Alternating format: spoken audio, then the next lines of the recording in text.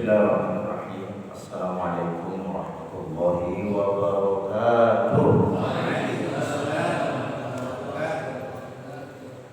A'udzu billahi minasyaitonir rajim. Bismillahirrahmanirrahim.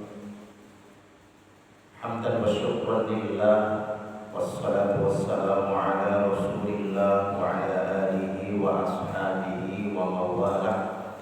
La haula wa la quwwata illa billah. Allahumma aftah bainana wa baina qaumina bil haqqi wa anta khairul fatihin. Ayyuhal habibun wal jamaah rahimakumullah, ittaqullaha haqqa tuqatih wa la tamutunna illa wa antum muslimun. Tsumma qala Allah ta'ala fil Qur'anil Karim, a'udzu billahi as-sami'il 'alim minasy syaithanir rajim. Ya ayyuhalladzina amanu taqullaha wal tanzur nafsum ma qaddamat lighad wattaqullaha innallaha khabirun bima ta'malun. Tsumma qala Allah ta'ala aidan, a'udzu billahi as-sami'il 'alim minasy syaithanir rajim. Dzalikal kitabu la raiba fihi hudan lil muttaqin. Tsumma qala Nabi sallallahu alaihi wasallam, man salaka tariqan yaltamisu fihi ilman sahalallahu bihi tariqan ilal jannah. Shadaqallahul azim. Allahumma arhamna bil Qur'an. A'udzu billahi minasy syaithanir rajim. Bismillahirrahmanirrahim. Wan nazi'ati gharqa wan nashitati nashta was-sabihati sabha fas-sabiqati sabqa fal-mudabbirati amra yawma tarjufu rajifah tatba'uha radifah qulubun yawma idhin wajifah absaruha khashi'ah yaquluna a'inna lamarduduna fil hafirah a'idza kunna 'idhaman nakhirah qalu tilka idzan karratun khasirah fa innama hiya sajratun wahidah fa idza hum bis-sahirah. Shadaqallahul azim. Tafsir Al-Munir juz ke-15, juz ke-30 maaf, jilid ke-15, berkaitan dengan sumpah akan terjadinya hari kebangkitan dan kondisi kaum musyrikin di hari itu serta bantahan atas peringatan mereka akan hal tersebut. Bismillahirrahmanirrahim. Wan nazi'ati gharqa wan nasyitati nashta was-sabihati sabha. Ini semua kalam-kalam yang diawali dengan harap sumpah atau kalimat-kalimat sumpah yang disampaikan oleh Allah Subhanahu wa taala atau harful qasam. Wan nazi'ati gharqa. Kalau kita melihat bahwa itu adalah kalimat qasam atau huruf yang diawali dengan huruf sumpah, itu lihat saja Pak ya. Bisa diindikasikan bahwa kalimat yang diawali dengan huruf sumpah itu di akhirnya dikasrohkan. Wal asri, ya Pak ya. Wasamsi tidak wasamsu. Di sini juga wan nazi'ati. Oh Ustaz, kalau wadduha itu kan sama-sama huruf sumpah, beda. Itu nama waktu, wadduha, waktu duha. Tapi wasamsi wal qamari wal asri, ya. Dan kemudian kalimat-kalimat sumpah lainnya. Nah, dalam ayat awal surat ini Allah pun bersumpah dengan kalimat-kalimat yang diawali dengan huruf waw. Wan nazi'ati gharqa. Demi malaikat yang mencabut nyawa dengan keras. Wan nasyitati nashta. Demi malaikat yang mencabut nyawa dengan lemah lembut. Wasabihati sabha. Demi malaikat yang turun dari langit dengan cepat. Fasabiqati sabqa. Dan malaikat yang mendahului dengan kencang. Fal mudabbirati amro. Dan malaikat yang mendahului dengan kencang. Dan malaikat yang mendahului, yang mengatur urusan manusia. Kemudian yauma tarjufur rajifah. Sungguh kamu akan dibangkitkan pada hari ketika tiupan pertama mengguncangkan alam. Nah, ini penjelasan Allah dalam beberapa ayat di awal surat An-Nazi'at ini. Allah bersumpah dengan malaikat. Bukan berarti malaikat kan lebih rendah posisinya, keagungannya, karena malaikat makhluk Allah, tidak. Sama saja seperti Allah bersumpah dengan malam, Allah bersumpah dengan waktu. Tapi ada sesuatu hal yang Allah akan sampaikan ketika kita mendapati ayat-ayat ini diawali dengan kalimatul qasam atau huruf sumpah. Para jamaah, bapak-bapak, ibu-ibu rahimakumullah, dilanjutkan apa yang disampaikan oleh Allah dalam ayat ini. Lanjutnya adalah sungguh kamu akan dibangkitkan pada hari ketika tiupan pertama mengguncangkan alam. Tiupan pertama itu diiringi tiupan kedua. Hati manusia pada waktu itu merasa sangat takut. Pandangannya tunduk. Orang-orang kafir berkata, apakah kita benar-benar akan dikembalikan kepada kehidupan yang semula? Apakah akan dibangkitkan juga bila kita telah menjadi tulang belulang yang hancur? Mereka berkata, kalau demikian itu adalah suatu pembelian, suatu pengembalian yang merugikan. Maka pengembalian itu hanyalah dengan sekali tiupan saja. Maka ketika itu mereka hidup kembali di bumi yang baru. Para sepuh, para jamaah, Bapak Ibu rahimakumullah, di surat-surat terakhir dalam juz ke-30 itu lebih banyak ayat-ayat yang berkenaan dengan hari kiamat, terutama surat An-Nazi'at, kemudian surat At-Takwir, surat Al-Ghasyiyah. Nah, surat An-Nazi'at ini adalah berkaitan dengan urusan-urusan akidah. Surat ini diturunkan oleh Allah kepada baginda Rasulullah SAW. Ini turunnya di kota Mekah atau termasuk kategori surat Makkiyah. Dan konsentrasi surat ini berkaitan dengan yang pertama adalah masalah at-tauhid. Masalah-masalah ada kaitannya dengan akidah.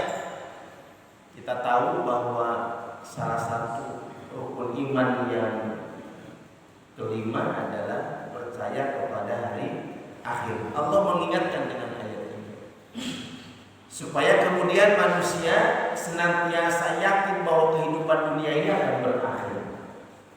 Nah, ketika kemudian kita bicara tentang hari akhir, hari kiamat, hari kebangkitan, ini semata-mata adalah di mana manusia supaya mengingat, supaya senantiasa meyakini bahwa kejadian hari di mana manusia akan rusak, di mana dunia ini akan hancur, di mana bumi dan langit akan Allah hancurkan.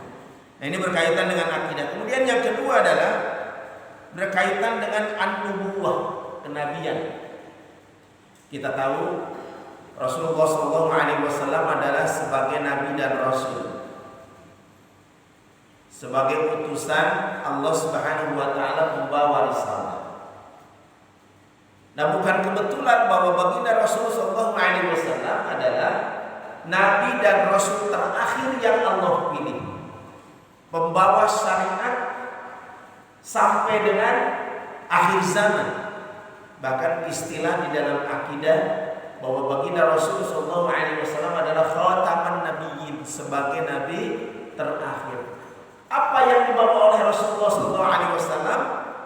An-nubuwah baginda Rasul adalah membawa risalah Islam yang Allah Subhanahu wa taala cantumkan seluruh syariat, seluruh aturan kehidupan yang akan dijalani, yang akan dilewati oleh manusia ketika hidup di dunia dan sampai dengan akhirat, Allah tunjukkan di dalam Al-Qur'an.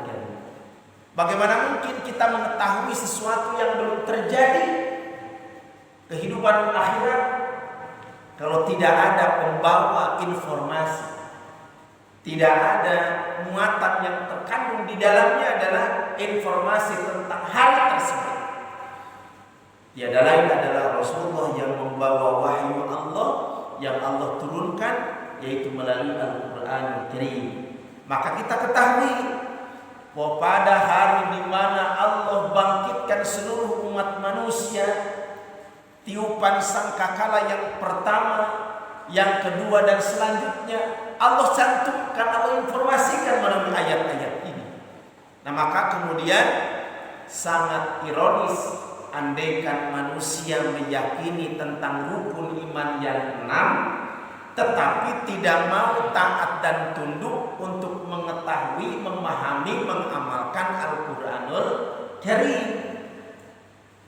Nah, oleh karena itu bagian yang sangat penting bagi kita saat kita mengimani Rasulullah sebagai Nabi dan Rasul, Al-Quran sebagai kitabullah yang di dalamnya terkandung syariat, informasi, bisyarah, kabar gembira dari Allah, dan kemudian ada siksa di dalam kehidupan kelak di akhirat. Allah informasikan semuanya, dan ini adalah manfaatnya luar biasa bagi kita.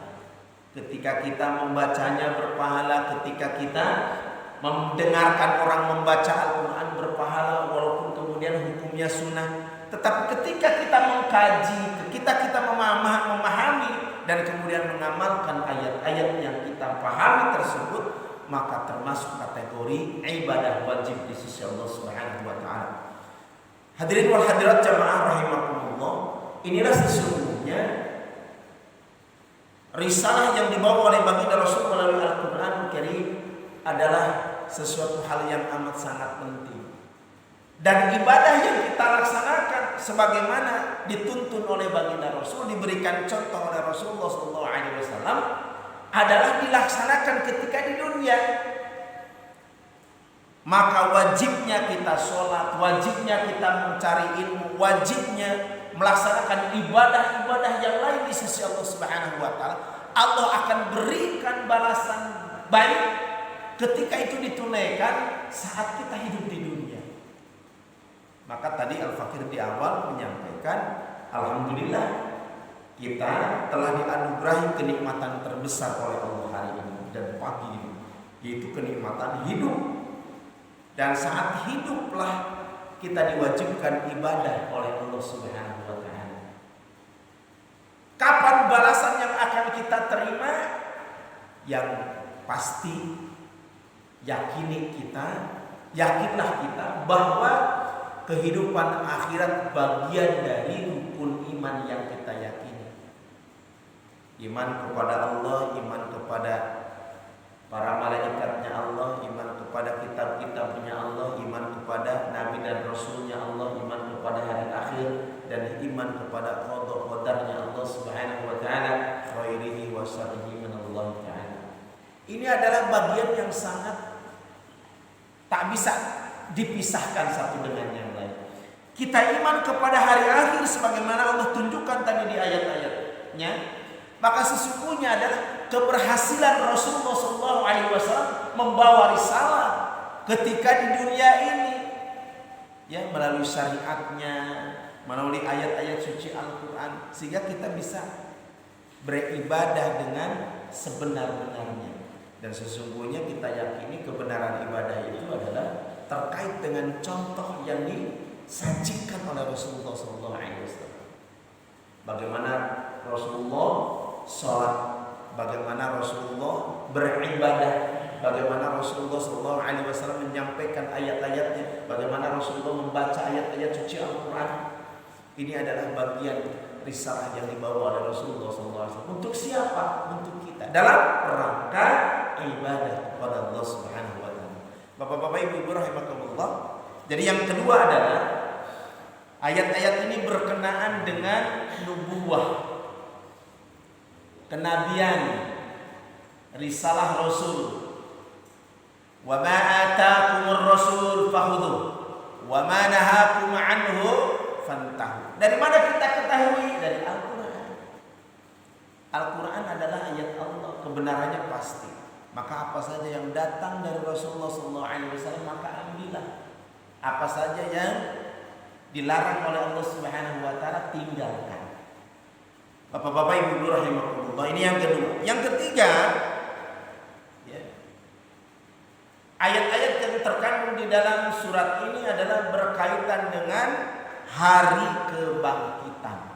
Makanya yang pertama tadi tentang tauhid, tentang nubuwah, tentang hari kebangkitan. Ini sesuatu yang amat sangat penting bagi kita. Segala amal yang kita lakukan tanpa diikat dengan tauhid, tanpa diikat dengan akidah, kita tidak akan diterima oleh Allah Subhanahu wa taala. Sebagaimana bagusnya amal soleh yang kita lihat, orang berinfak, ya, sebesar apapun, orang membantu, ya, pembangunan jalan, pembangunan tempat ibadah, ya, atau kemudian membantu hal-hal yang berkaitan dengan masalah sosial sebesar apapun, Allah akan nilai sebagai bagian dari amal yang soleh yang dilakukan oleh orang tersebut, manakala dia terikat dengan akidah, terikat dengan tauhid di dalam dirinya, ya. Amantu billah, ya. Maka kemudian setiap orang yang hijrah, ya, dari keyakinan di luar Islam, hijrah ke dalam Islam, maka diawali dengan apa? Dengan iqrar bil lisan, supaya kemudian orang lain tahu dan diyakini dengan hati, dengan sebenar-benarnya bahwa Allah adalah Rabb. Asyhadu an la ilaha illallah wa asyhadu anna Muhammadar Rasulullah. Ikrar bil lisan diawali dengan gejolak jiwa. Barangkali kita pernah lihat, pernah dengar, orang-orang yang mencari kebenaran, ya, yang berpetualang di dalam masalah akidah. Apa yang harus saya pilih? Ya, sebagaimana kemudian Nabi Ibrahim alaihissalam, jangan-jangan Tuhan saya, Tuhan yang di dunia ini adalah matahari, ya? Maka kemudian direnungi, dipelajari, dikaji. Ternyata matahari di sore hari tenggelam juga, bukan? Karena Tuhan pasti tidak akan tenggelam, kan gitu, baik. Ini masalah pencarian. Bagaimana proses pencarian ini adalah diyakini dengan hati, diyakini dengan kebenaran sesungguhnya di dalam urusan-urusan hati. Nah, oleh karena itu, jamaah rahimakumullah, jadi yang pertama adalah masalah tauhid yang akan mengikat setiap amal yang kita lakukan. Maka alhamdulillah kita sudah beroleh tentang kebenaran dari Allah melalui Islam. Islamlah yang akan membimbing, yang akan menjelaskan kepada kita, yang akan mematok dan yang akan mendefinisikan amal kita itu adalah termasuk amal-amal soleh atau tidak. Maka kemudian koridornya adalah kaitan dengan al-Islam. Yang kedua adalah alhamdulillah kita bersyukur kepada Allah Subhanahu wa taala dengan kehidupan yang kita jalani, kita sudah berada di dalam jalannya Allah, yaitu jalan Islam. Maka setiap amal yang kita lakukan diikat dengan akidah yang kita yakini, kemudian kita dengan sesungguhnya dijanjikan oleh Allah Subhanahu wa taala, "Faman ya'mal mithqala dzarratin khairan yarah, faman ya'mal mithqala dzarratin syarran yarah." Maka setiap sekecil apapun amal atau perbuatan yang kita lakukan, Allah akan membalasnya pasti. Kenapa kemudian Allah akan membalas setiap perbuatan pekerjaan yang salah, pekerjaan yang tidak soleh? Allah akan berikan balasan siksa di sisinya.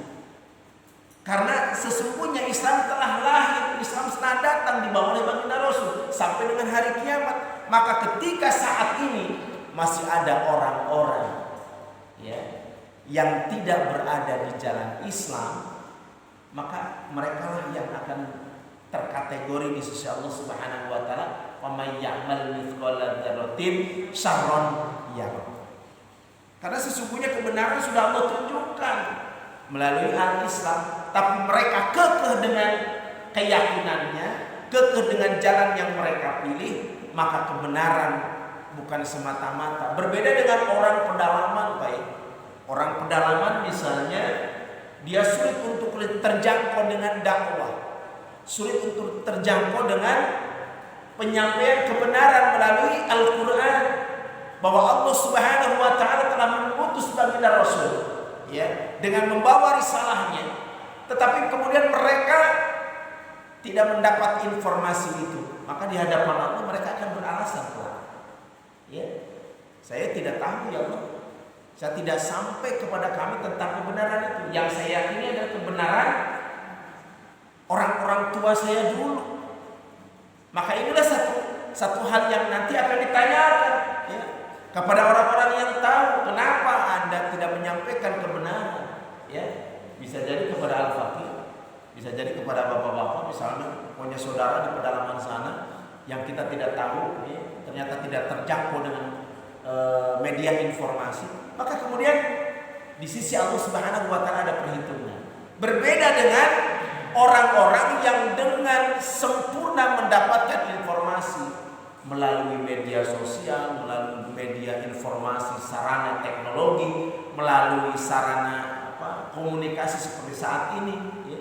Ada masjid, kemudian masjidnya dengan suasana yang enak, yang nyaman, tapi kemudian kekeh tidak mau mendatangi itu, maka Allah akan meminta pertanggungjawaban di sisinya pula di yaumil hisab. Nah, mudah-mudahan melalui sarana program Masjid Al-Ikhlas dengan kajian ini nanti kita akan terbebas hisab di sisi Allah Subhanahu wa taala akan informasi tentang kebenaran al-Islam untuk seluruh umat manusia. Allah berfirman di dalam surat Al-Anbiya, a'udzubillahi minasyaitonir rajim, "Wa ma arsalnaka illa rahmatan lil alamin."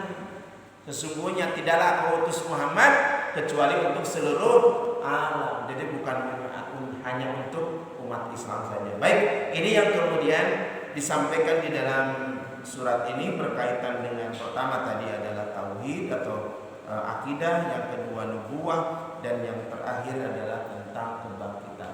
Mana Allah Subhanahu wa taala menunjukkan tentang bagaimana suasana dan kondisi hari akhirat.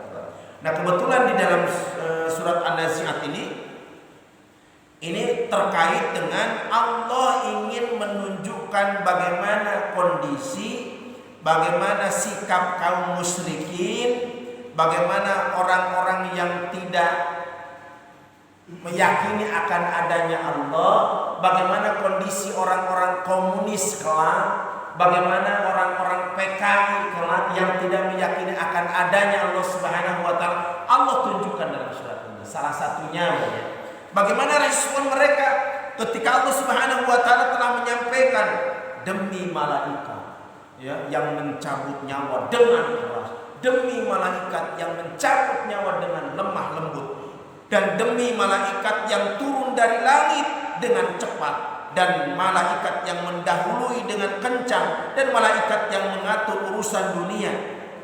Ini kalimat itu ada kalimat yang pertama, ya, pernyataan dari Allah Subhanahu wa taala. Maka yang kedua adalah ada kalimat jawab. Ya. Apa kalimat jawab dalam kalimat ini adalah Allah sampaikan, sungguh kamu akan dibangkitkan pada hari ketika tiupan pertama mengguncang alam. Yaquluna a'inna lamarduduna fil hafirah. Bagaimana kemudian respon orang-orang musyrik pada saat diguncangkan oleh Allah? Jadi yang pertama adalah Allah Subhanahu wa taala mengawali dengan kalimat sumpah. Ternyata Allah ingin menyampaikan sesuatu yang penting bagi kita. Apa? Allah Subhanahu wa taala, sungguh kamu akan dibangkitkan. Qulubu yauma idil wajifah. Ya. Sebelumnya Allah Subhanahu wa taala menyampaikan yauma tarjufur rajifah tatba'uhar radifah qulubu yauma idil wajifah absaruha khashi'ah. Ini satu pernyataan dari Allah Subhanahu wa taala kepada kita. Jadi respon orang-orang musyrik, orang-orang yang tidak meyakini, ya, ternyata betul ini hari apa? Ya, hari yang disampaikan ketika dulu masa-masa jauh sebelum terjadi hari ini. Orang-orang Islam di dalam Al-Quran, di dalam kitab Allah menyampaikan tentang apa yang terjadi pada saat ini. Mereka baru meyakini. Itu pun masih dengan pertanyaan. Ya. Kata mereka sampaikan bahwa hati manusia pada waktu itu merasa sangat takut. Mereka ketakutan. Pandangannya tunduk. Orang-orang kafir berkata, apakah kita benar-benar akan dikembalikan kepada kehidupan yang semula? Pertanyaan yang konyol. Hati mereka meyakini bahwa itu tidak akan terjadi. Jadi kejadian pada masa di mana saat kiamat terjadi, mereka berkata begitu. Apa kata mereka?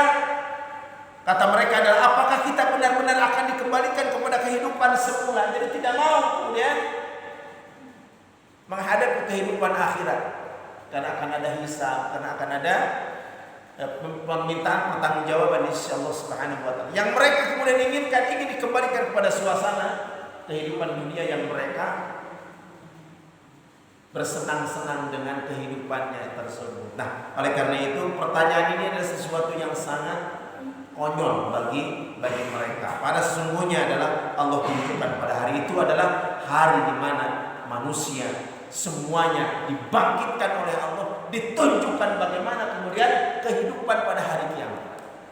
Mereka akan dibangkitkan semuanya. Apakah akan dibangkitkan juga bila kita telah menjadi tulang belulang yang hancur? Pada saat kiamat mereka masih bertanya-tanya. Padahal mereka jauh sebelum hari ini umatnya Nabi Adam alaihissalam, Nabi Nuh dan selanjutnya sampai dengan umatnya baginda Rasulullah alaihissalam, kemudian Allah bangkitkan Nabi dari kehidupan. Mereka sadar bahwa mereka sudah mati, tapi mereka meyakini kok dihidupkan kembali. Nah, itulah pertanyaan yang kemudian mereka ajukan. Kata mereka, apakah akan dibangkitkan juga bila telah terjadi tulang belulang yang hancur? Orang komunis itu meyakini, Pak, ya sudah mati aja gitu. Gak bakal ada kehidupan selanjutnya, ya. Makanya itulah kemudian kenapa kita tidak mau, ya, bersama-sama dengan ideologi mereka. Karena mereka tidak meyakini. Malah ketika kiamat pun masih bertanya-tanya gitu, ya. Apa betul ketika kemudian sudah mati ada tulang belulang sudah terjadi akan dibangkitkan lagi? Mereka kemudian berkata, kalau demikian itu adalah suatu pengembalian yang merugikan. Merasa rugi setelah terjadi kehancuran, kematian, menyesal di akhir tiada berguna. Begitulah satu syair. Maka pengembalian itu hanyalah dengan sekali tiupan saja, kata Allah. Maka ketika itu mereka hidup kembali di bumi yang baru. Betul sih, dalam suasana tempat tapi berbeda dengan tempat sebelumnya, yaitu tempat di dunia hanya sementara. Di dunia tempatnya kita bekerja, beribadah, tetapi saat sudah terjadi kiamat, kemudian kehidupan berikutnya adalah semata-mata tidak ada kewajiban untuk beribadah, tidak ada kewajiban untuk sholat, tapi semata-mata kehidupan yang akan datang kelak adalah tempat di mana kita dimintai pertanggungjawaban oleh Allah Subhanahu wa taala. Demikian mudah-mudahan apa yang disampaikan oleh Allah dalam surat An-Nazi'at ini menjadi renungan minimal ya pagi ini, karena semata-mata kita masih diberikan kehidupan, gak bisa mengelak. Kita harus baca ayat ini, kita harus mendengarkan dan berupaya untuk merealisasikan apa yang semestinya kita harus lakukan. Demikian, mudah-mudahan ada manfaatnya. Hadanallahu wa iyyakum ajmain. Kita lanjutkan dengan diskusi, barangkali masih ada waktu. Tafadhol, masykuran. Wassalamualaikum warahmatullahi wabarakatuh.